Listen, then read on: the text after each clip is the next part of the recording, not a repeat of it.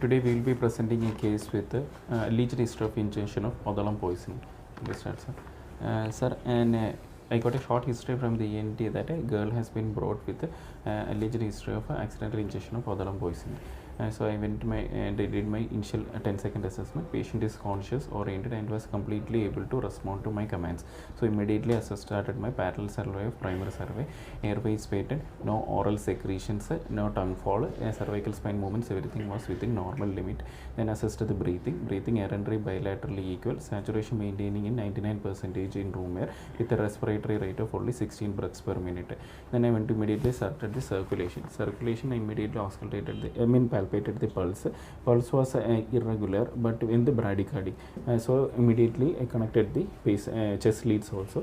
In chest leads, the heart rate was showing around 45 with varying heart blocks. Intermittently it is sinus pause, sometimes with a normal PR interval, but sometimes there is sinus pause, sometimes even a type 2 Wengi-Bach phenomena is also there.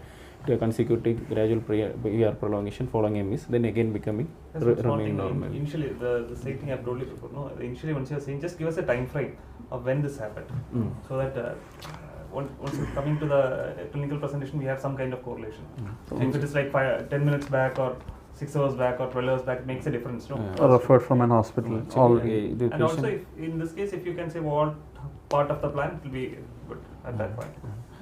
This patient actually came to our hospital on next day, but the patient was found to be this bradycardic and was managed in an outside hospital on day before yesterday itself. After around 6 hours post consumption, child developed multiple episodes of vomiting, following which child was taken to a local hospital.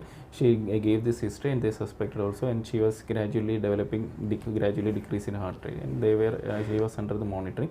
Since now her heart rate has come down below 50, they have immediately referred to us. Our monitor was showing some varying degree heart blocks were there, but her BP was maintaining, and no features of no bradycardia, no other symptomatic features were there, no altered sensorium, no loss of GCS, no hypertension, no other features, no chest pain. Why these things are important? Because as per irrespective of the etiology, we follow the HA guidelines. So a patient, if he is bradycardic, whether to intervene or not, it's based on whether the patient is symptomatic or not. Currently, the patient is asymptomatic bradycardia, so we need to observe the patient with the continuous cardiac. Which are the symptoms that you will consider? Can you just tell? Altered mental status, hypotension, any chest pain or any cardiac failure features, anything has been there, and you have to intervene, sir. Okay. And so this patient, we didn't have any features. Any history of syncope? History of syncope also can be taken, but patient if no, I am asking whether this patient had no, sir, no. As from the history, there was a syncope. Okay. Since she was hemodynamically stable, so I immediately asked for an VBG just to get that, because our VBG has electrolytes, so that to get a point of care electrolyte, I asked for an electrolyte at that time. Then I immediately went to the. What electrolytes are you suspecting?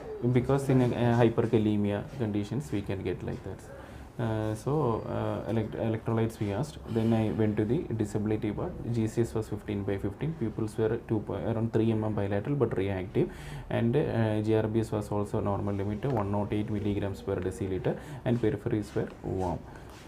She was covered with a blanket. So our electrolytes came, initial electrolytes, but it was in the normal limit around 4.5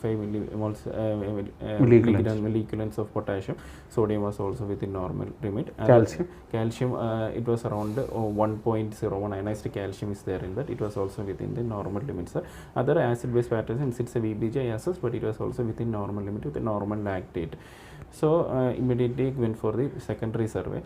Secondary survey, since this varying heart block is there, we don't know the etiology, so we sent for a set of cardiac enzymes also. I asked there. Then I went. You have the history. No? You want a cardiac enzyme here? Actually, we don't need, sir. But usually we go ahead with in secondary survey only in the history proper history. Okay. For in case it's a clear cut, then outside history they are suspecting a Odalam. then we don't need a cardiac enzyme. You can, whenever in a toxin or a toxicology case, you can send cardiac enzyme Yes. when it can cause a direct effect onto the heart, like myocarditis. Myocarditis. You can send that, but will cerebroodolon cause myocarditis? No, sir, because it's a presumption that child might have eaten cerebromodelum and causing this bradycardia. Okay. But as an ED physician, to rule out she is not having any other issues only. Is Whenever you see an arrhythmia, the first thing that you have to keep in mind is an acute coronary syndrome involving the myocardium. Some myocarditis. This will be a differential that means some ECG abnormality. Whatever be this, any arrhythmia, brady or tachyarrhythmia, you have to see. But here the reason would be for a, entirely different. Just it as is not a first investigation that you need to send for this patient. Unless and until you are not getting any history, there is no history of any ingestion or anything, definitely you can send. But otherwise, maybe you can wait and send.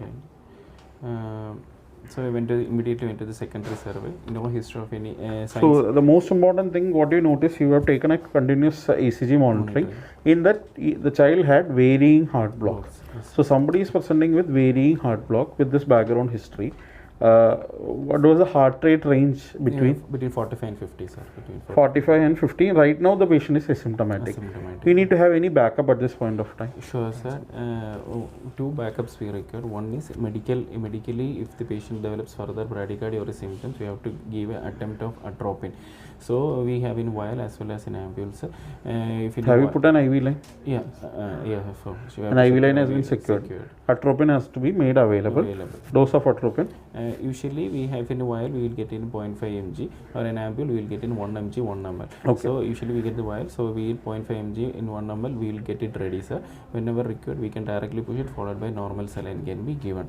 And will have, if first symptoms persist, we will have to repeat it in every 3 to 5 minutes, because the T-half is hardly 3 minutes. Okay. Next important thing is that we should make sure that if the patient develops any, we will have to go, if the atropine fails, if the child is not responding to atropine, then we will have to transcutaneously pace this patient in ED. So with the pacing, defibrillator should be available. Pacing pads with chest monitoring should be connected. Pardon, sir? Up to 3 mg. Up to 3 mg we can. 3 doses in 5 centers. So again, transcutaneous pads with the direct pacing possibility should be made available and connected. And can you just brief how will you connect a defibrillator into a pacemaker? Sir, usually some defibrillator will have the pacing option itself. That is the first thing. The defibrillator should have that facility. All the defibrillator will have the defibrillation and sometimes AED mode. These are the two things that will be usually available defibrillator. Specifically, you have to ask for a defibrillator with the pacing facility. That is number one. So then we should require a pacing paddles. It's not that the simple paddles. These are paddles with which we have to specifically ask. AED paddles. Same that of AED paddles. Then we have to connect it one in the below the right clavicle and one in the fifth intercostal space in the left axillary area, and we will have to connect it into pacing mode. So if we want to pace the mode, then we should go ahead with the consent, and we will have to give some amount of procedural sedation also, because it's an electric impulse again generating. It will be a painful procedure. So we will have to consider for a procedural sedation also. Which drug you will select? Which a small dose of even half the dose of midazolam along with ketamine can be tried, because child is in bradycardia. So ketamine would be very helpful. Then pacing, we have to put in pacing mode. Usually if we want to start pacing after a procedural sedation, usually first we will have to set the rate of 60, then we will have to start the usually they will start, but if the child becomes even symptomatically better at a 50 rate also, we can go with 50. See, backup rates always you can keep it as 40. So whenever the rate is going down below 40, only the machine need to do the analysis and need to give the external pacing. So you can keep it as backup pacing as 40. Maybe initially you can just see and increase the heart rate and see whether the pacemaker is functioning or not. But otherwise the backup rate should be 40, because this child is already having a heart rate between 40 to 50. If you keep a rate of 60, every time this thing will be delivered. So that is not needed. Then what are the amplitude, all those things, sensitivity? Then we will have to increase the amplitude with the 10 milliampere. We will have to gradually increase. So whenever the pacemaker is delivering, we can see the monitor when straight line will be there, and usually the rhythm produced by the intrinsic myocardial activity will also be visible. So we will have to gradually increase the milliamperes 10, 20, and at a particular time we will get a capture beat where the electrical impulse delivered by the pacemaker will be given by straight line and followed by a white QRS will be there. So it means that capture beat is there. Ideally we will keep a 10 milliampere above the capture beat, and we will be rate that as is, sir. If you want to keep a 40, we can set the rate, and with that capture beat we can continue. But it's only a temporary solution. We will have to go on with the transtubular pacing and shift the patient to a cath cab and do a transtubular pacing. So sometimes you have connected to the external pacing device. Okay, the machine is not delivering. So which are the possibilities? Maybe transjugular or maybe transcutaneous also. They are telling that it is not capturing. You are increasing the amplitude and seeing the machine is not capturing. So what could be the possibilities at that point of time? Not for this patient alone, any patient. You have a lot of patients. Maybe you will be having a patient with sepsis, somebody with sepsis, severe acidosis, you have intubated, and suddenly she has gone for a bradycardia, then complete heart block. You want to put a TPA at that point of time. They are telling the machine is not pacing. The machine is not. What are the possibilities that you need to consider at that point of time? Paddles position, paddles attachment, Okay. connection. So all the use mechanical wiring. parts you have cleared. Okay. The lead is in the position. If it is in the transjugular one, it is in the base of the RV. It is in the base of the RV. You are confirming it either with your echo or your fluoroscopy, whichever be the method. You are confirming it is in the position. The machine is functioning. The leads, everything is functioning. But what will be the intrinsic problems that can cause not capturing the external beat, external pacemaker beat? That is very common for our patients. Hyperkalemia, Acidosis. severe acidosis. So these are the two important things. Even if we feel that the position, everything is right, when acidosis is there, hyperkalemia is there, it is very difficult for us to capture that beat. So that is very common for a maintenance hemodialysis patient who is coming with an MI with this thing, complete heart block. When you are planning to put TPA, this will be one of the problems that we all face. So we have to give a good dose of bicarbonate, acidosis need to be corrected, and hyperkalemia need to be corrected. So that is one point that you need to consider. Okay. So continuing the secondary survey, the signs and symptoms where the child developed multiple episodes of nausea and followed by vomiting was there, but no other history of diarrhea or abdominal pain was there, following which in view of persistent vomiting, child was taken to a local hospital where the doctor, when cross-examined, child gives that around 6 hours back the child has consumed something like a mango, and it was in a coastal region where possibility of an odalam ingestion is common. So the doctor there suspects that possibility the child might have accidentally ingested an odalam, and she was under observation because when the doctor observed, the child was little lethargic and child was having bradycardia at that time itself, and she was under observation. But progressively the child heart rate was progressively coming down, and that's why by next day child has been referred to our hospital. Which Other- part of the plan? Child gives that she has eaten the entire soft fibrous part, and she has bitten the kernel part also. So we don't know whether she has ingested the entire kernel part or not. She has given the his history that she has bited the kernel area also. Why that history is important? Because if you are if it is a case of odalam poisoning, then kernel is the most lethal, most toxic in area. Cerebrin is the lethal principal compound that causes this problem. So the cerebrin, it is most concentrated in the kernel area. In fibrous area also some amount is there, but to be lethal, say that it is lethal if you are eating around half or full of one kernel, means it is a very lethal dose. That's why it's important. How does it affect? Usually cerebrin is just like a glycoside. It actually inhibits the sodium potassium pump. As a result, the intracellular calcium ion concentration increases and extracellular potassium concentration increases. This increased intracellular calcium will cause three major things. One, autonomicity will increase, and increased vagal tone will be there, and hyperkalemia. These are the three issues that this can produce, and as a result varying heart blocks can be there, and child can develop various arrhythmia, and the most common arrhythmia is that the child will be developing ventricular ectopics followed by bradycardia, and various level of atrial tachycardias can also be there. Is there any possibility of neurological symptoms?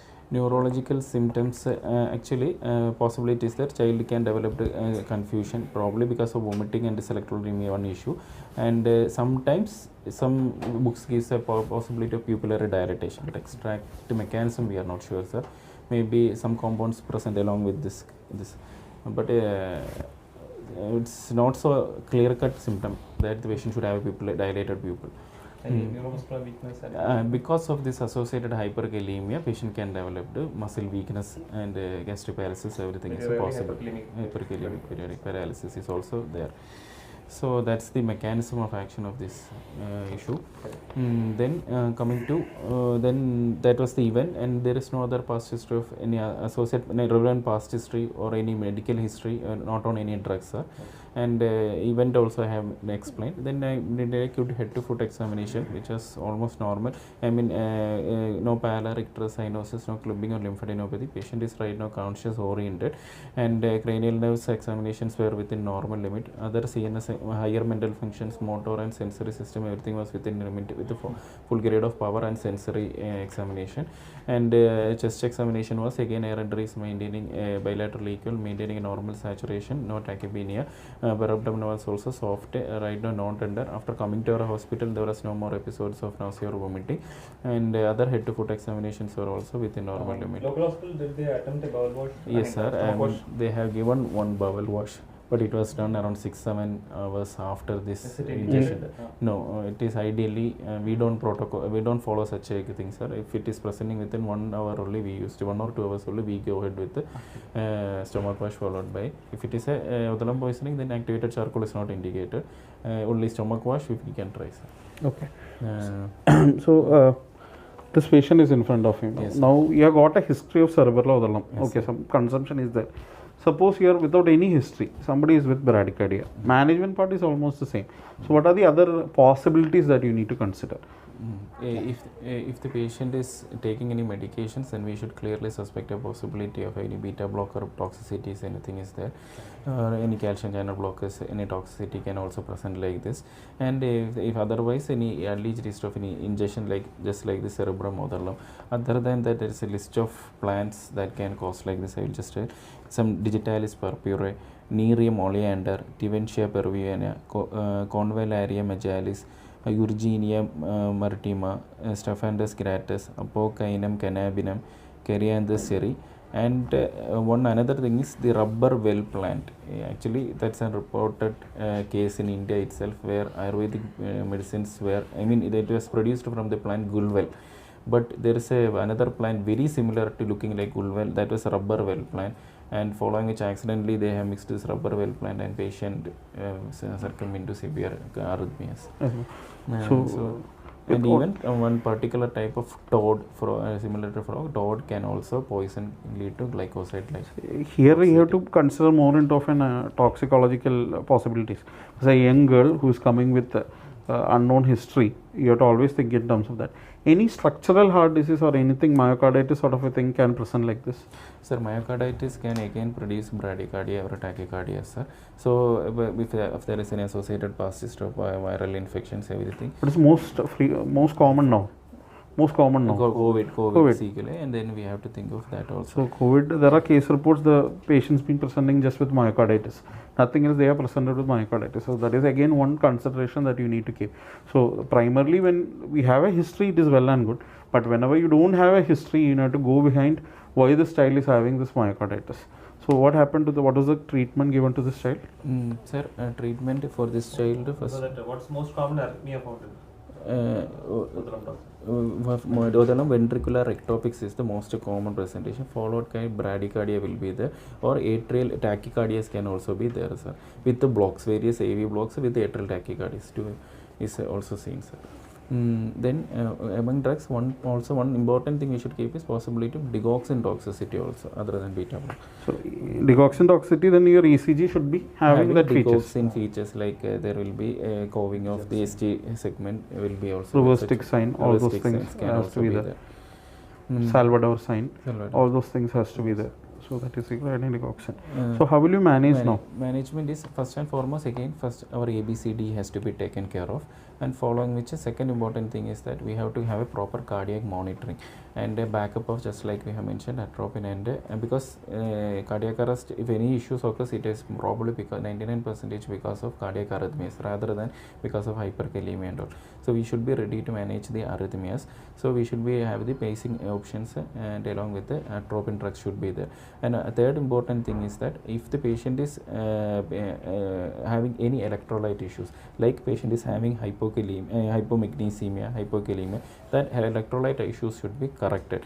If the patient is having associated any calcium if they, for example, management of hyperkalemia, associated hyperkalemia is there, giving calcium gluconate should be very cautious. There are two set of studies, school of studies. In European studies, they are allowing us to give calcium gluconate under supervision, but in our other research, like up-to-date websites and all, they are not recommending use of calcium gluconate. Hyperkalemia management, again, as you said, it is a very in digoxin toxicity. They have nothing mentioned regarding cerebroodalum. Whenever there is a digoxin toxicity, already there is an intracellular excess in intracellular calcium. So when you give excess calcium, it can sometimes produce harm and cause ventricular arrhythmia. That was the previous school of thought, but there were some case reports. But after that, what they found that if you really wanted to give calcium gluconate for maybe for hypocalcemia, there is intracellular calcium is high, externally there can be calcium can be low, you can give calcium gluconate but with caution. The problem is that this patient can go for a ventricular arrhythmias. That is the problem. So you have to be very cautious in giving, and you should have definitely have backup. So what will be the definitive treatment for hyperkalemia in such scenarios? Then the use of Digifab comes, sir. Digifab is an actually antidote for digoxin, but it can be used in severe othellum toxicity also. It's an antibody fragments which binds with the remaining digoxin compounds, and actually it will be eliminated by the renal function. Usually availability of in India is still questionable. Usually we get in one vial 40 mg Digifab is available, and it can neutralize 0.5 mg of digoxin. Okay. And one more thing is that we should properly hydrate the patient for the elimination by the renal function. So hydration should also glucose be insulin. GA bolus can also be again tried for hyperkalemia. Hyperkalemia, other managements can be tried, salbutamol or giving in GA. We are not much concerned regarding hyperkalemia. Arrhythmias are the most common one, but hyperkalemia definitely you see, you have to correct it. So just be cautious about giving the calcium gluconate or calcium chloride. Otherwise, other anti-hyperkalemic measures can be tried, giving K-bend sachets, everything. Okay, how is the child now? Yeah, actually, child was observed through entire period. We observed for the 48 hours. Child was asymptomatic. Her heart rate, intrinsic heart rate improved by herself, and she currently we discharged her yesterday evening in under follow. Okay, okay, fine. Okay. Thank you.